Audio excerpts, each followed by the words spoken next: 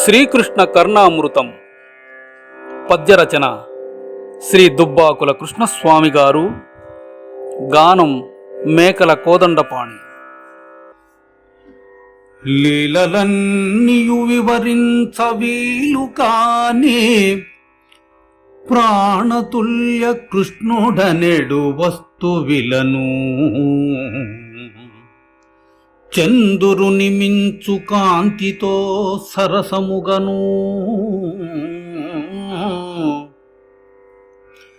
అమితమౌ సంతసమును నాకందజేసి తనను వీక్షించుచుండ నాదరికి చేరి ఇలను నామది ఆశల తెలుసుకొనియు ఇంపు మీరగన్ని రెట్టింపు చేసి